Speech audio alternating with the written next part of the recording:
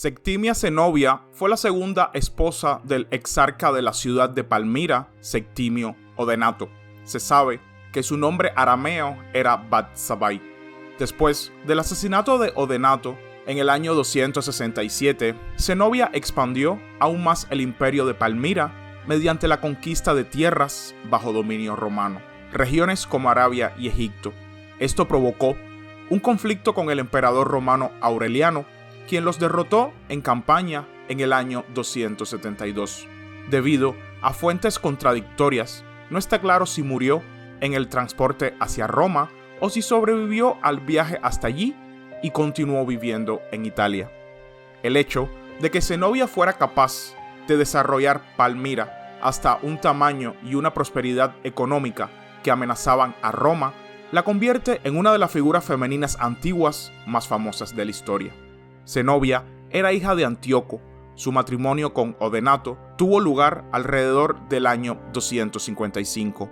De los hijos que tuvo con su marido, solo su hijo, Babalato, se menciona en las fuentes primarias, pero aparece con menos frecuencia en las fuentes literarias que sus hijos más jóvenes, los cuales son históricamente menos importantes. Además, según el historiador bizantino Zonaras, Zenobia también tuvo hijas, de las cuales se sabe poco. Odenato demostró ser un importante apoyo militar para la autoridad central del Imperio Romano, luchando con éxito contra los usurpadores y asegurando la frontera oriental del imperio contra los ataques sasánidas persas. Ascendió hasta convertirse en corrector totius orientis y por tanto fue el diputado de facto del emperador y el gobernante más poderoso del Oriente Romano. Su gran imperio era una parte casi completamente autónoma del Imperio Romano. Las regiones bajo su influencia se extendían en el noroeste más allá de Masa, en el sur hasta Damasco y Petra, y al norte a través del desierto sirio hasta el Éufrates. Por tanto, dominaba las rutas de caravanas, las cuales conducían desde Palmira al Golfo Pérsico hasta Dura Europos en el Éufrates. Durante la vida de Odenato, su esposa Zenobia no jugó ningún papel político. La hora y el lugar exactos, así como los antecedentes del asesinato de Odenato y su hijo mayor de su primer matrimonio en el año 267, no se pueden determinar con certeza debido a fuentes contradictorias. Probablemente fue asesinado a causa de una disputa con un pariente perteneciente a su clan. También sería posible una iniciativa romana para eliminar al gobernante de Palmira, el cual se había vuelto demasiado poderoso. Aunque menos plausible, sin embargo, es la afirmación anónima y poco fiable de la historia augusta de que Zenobia fue la instigadora de los asesinatos. Después de la muerte de su esposo, Zenobia asumió la tutela de su hijo menor, Babalato. Aunque la función de líder de Oriente no era hereditaria, como su marido antes que ella, gobernó sobre una parte considerable del Oriente Romano, especialmente sobre la provincia de Siria. Debido a graves problemas de política interior y exterior en Europa, el emperador Galieno no tomó medidas contra el ascenso al poder de Zenobia, aunque aparentemente estaba muy interesado en reducir la influencia de Palmira. Un año después, Galieno sería asesinado en la conspiración de un oficial, sucediéndole el emperador Claudio Gótico. La gobernante del imperio de Palmira, por su parte, reconoció a los romanos, pero poco a poco empezó a aprovechar la crisis que existía en el corazón del imperio para ampliar su área de influencia. Zenobia era muy educada y, según la historia augusta, hablaba griego, egipcio y latín, además de su lengua materna. Zenobia también mantuvo relaciones con el obispo de Antioquía, Pablo de Samosata, el cual fue condenado como hereje y de quien se dice la convirtió al judaísmo, aunque esto no es creíble del todo. Es posible que también se quedaran los historiadores calínicos de Petra, de quien se dice que le dedicó una exposición de 10 libros de la historia de Alejandría, y Nicostratos de Tresibonda, cuya obra histórica describió los combates con Persia entre los años 244 y 260 en su corte. Durante el reinado temprano de Claudio Gótico, Zenobia no cambió el status quo de su relación con Roma. Por ejemplo, acuñó monedas que representaban a Claudio Gótico como sumo emperador. En el mismo año, 270, cuando Claudio Gótico aún era emperador, unidades militares de Palmira, bajo el liderazgo de Sabdas, partieron a conquistar Egipto, donde podían contar con el apoyo de los egipcios que simpatizaban con ellos. Aprovecharon que el gobernador estaba ausente porque estaba luchando contra piratas y derrotaron a un ejército egipcio ocupando el país del Nilo. Según la historia augusta, Zenobia supuestamente afirmaba ser descendiente de Cleopatra y por lo tanto de los Ptolomeos. También reintrodujo la moneda tolemaica como medio de pago en Egipto. Sin embargo, según algunos investigadores modernos, se dice que ella proclamó en inscripciones su descendencia del importante rey seleucida Antíoco IV. Además del avance hacia el sur, hacia Arabia y Egipto, también se realizaron conquistas en el norte del imperio de Palmira, añadiéndose a la esfera de Zenobia partes del este de Asia Menor, como Cilicia y la ciudad de Tiana. Sin embargo, un avance hacia Asia Menor occidental alrededor del año 271 fracasó. Mientras tanto, después de que Claudio Gótico muriera a causa de la peste y el breve reinado de su sucesor Quintilo, Aureliano subió al trono imperial romano en el año 270. Las monedas acuñadas en Antioquía y Alejandría al año siguiente muestran a Babalato, hijo de Zenobia.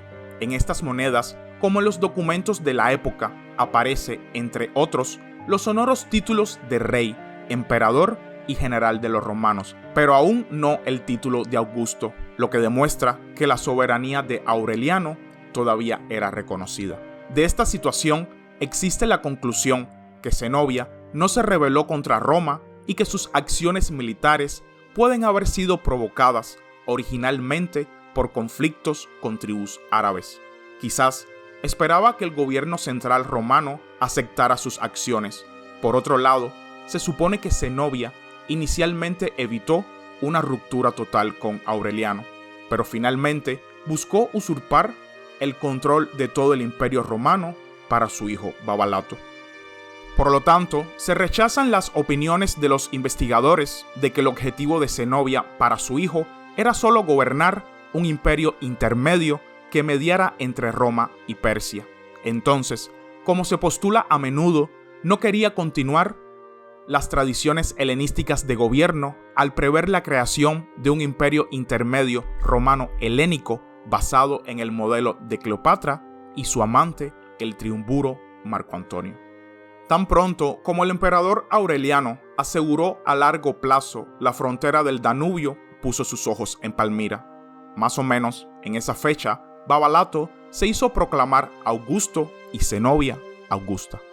Existe un informe detallado, en general bastante fiable, sobre la guerra de Aureliano contra Zenobia, elaborada por el historiador pagano Zosimo, y que probablemente se remonta a Eunapio de Sardes. Las fuerzas militares de Zenobia, de las cuales la caballería y los arqueros fuertemente armados eran particularmente peligrosas, estaban concentradas en Siria. El emperador romano avanzó primero hacia Asia Menor, ocupó Anquira sin resistencia, y luego pudo tomar la resistente Tiana gracias a la traición del ciudadano Heraclamón, pero se mostró insurgente con los habitantes de la ciudad conquistada. El ejército de Palmira, que además de Sagdas dirigió las operaciones militares, también incluía a la propia Zenobia, la cual esperaba a las fuerzas contrarias en el valle del río Orontes. Al parecer, Aureliano se acercaba con la intención de aislar Antioquía. Como resultado, el intercambio de golpes militares tuvo lugar alrededor de mayo del año 272, cerca de Imae, no lejos de Antioquía. La caballería romana primero realizó un simulacro de fuga y luego, sorprendentemente y con éxito, se volvió contra la caballería pesada enemiga que los perseguía, que en realidad eran superiores a ellos, pero se encontraban exhaustos. Gracias a esta maniobra, los romanos consiguieron la victoria. Sabdas huyó a Antioquía con el resto de su ejército derrotado, con la intención de ocultar la derrota a sus habitantes. Luego, se retiró a Emesa con Zenobia. Su caballería pudo desarrollarse plenamente en la extensa llanura que se encontraba allí. Mientras tanto, Aureliano ocupó Antioquía, perdonó a los partidarios de Zenobia allí y derrotó a un ejército cerca de Dafne que se suponía que obstaculizaría su progreso, para posteriormente regresar a Emesa, donde supuestamente el ejército de Zenobia contaba con 70.000 efectivos. Allí tuvo lugar la siguiente batalla. El ejército de Palmira, a su vez, tenía la caballería más fuerte. Esto hizo retroceder a la caballería dálmata de Aureliano, que había iniciado un movimiento de flanco para que el ejército romano no fuera rodeado. Sin embargo, la caballería de Zenobia persiguió impetuosamente al enemigo, por lo que su posición en el terreno hizo que cayeran en desorden y no pudieron resistir el ataque de la infantería romana. Esto aseguró la renovada victoria de Aureliano. Zenobia y Sagdas, que ahora encontraron una atmósfera hostil en Emesa, lograron retirarse a Palmira. El emperador entró en la ciudad y descubrió allí grandes cantidades de dinero que la gobernante había dejado al huir a toda prisa. Hacia mediados del año 272, Aureliano avanzó contra Palmira, pero sufrió pérdidas considerables a causa de las incursiones beduinas durante la necesaria marcha por el desierto. Según la tradición literaria, asedió Zenobia durante mucho tiempo, pero según los hallazgos arqueológicos, las defensas de Palmira no eran lo suficientemente fuertes como para defenderse de las fuerzas del emperador. En cualquier caso, Zenobia había pedido apoyo de los sasánidas en una situación desesperada. Aureliano, sin embargo, logró rechazar un contingente de tropas enviadas por su oponente. El monarca de Palmira, que a juzgar por el relato de Zósimo, aparentemente no había desempeñado un papel de liderazgo particular en la batalla decisiva, buscó la salvación huyendo al imperio persa. Zenobia y su séquito llegaron en rápidos dromedarios al Éufrates, donde terminó la huida de los jinetes romanos que los habían perseguido. Sus perseguidores la trajeron de regreso y la llevaron ante Aureliano. La alegría de Aureliano al verla fue limitada, porque creía que su triunfo sobre una mujer no le traería fama. Los ciudadanos de Palmira se rindieron y al principio fueron tratados con indulgencia. Zenobia tuvo que acompañar a Aureliano a Emesa, al igual que su hijo Babalato y varios seguidores nobles.